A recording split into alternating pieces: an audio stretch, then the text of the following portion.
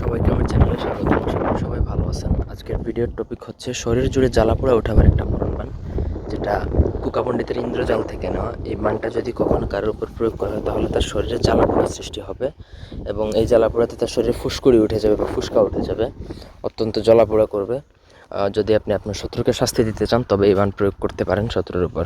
প্রথম থেকে পুরো ভিডিওটা সবাই না টেনে শেষ পর্যন্ত দেখবেন। আমার চ্যানেলটা অবশ্যই সাবস্ক্রাইব করবেন, লাইক কমেন্ট শেয়ার করবেন।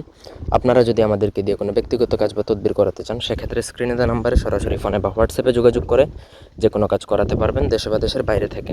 তো প্রথমত একটা মন্ত্র আছে, মন্ত্রটা আমি আপনাদেরকে বলে দিচ্ছি। হুং হুং অগ্নিবাণ শিব শঙ্করায় সাহা, যেটা 108 বার আপনি যে কোনো অমাবস্যা বা পূর্ণিমাতে বা চন্দ্রগ্রহণ সূর্যগ্রহণে আপনি জপ করে মুখস্থ করে নিলে সিদ্ধ হয়ে যাবে।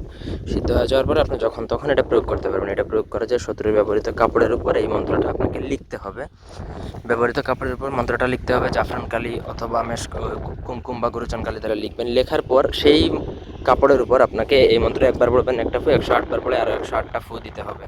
ফু দেওয়া শেষ হয়ে গেলে আপনাকে সেই মন্ত্রপুত এবং মন্ত্র লেখা কাপড়, যেটা শত্রুর কাপড়, সেই কাপড়টা আপনাকে যে কোনো শ্মশানে বা কবরস্থানে দাফন করে আসতে হবে একা নির্জনে রাত্রিবেলা। যে আসার সময় পিছনে ফিরে তাকাবেন না। সম্পূর্ণ প্রসেস যদি আপনি সঠিকভাবে করতে পারেন তাহলে আপনার কাজ শেষ।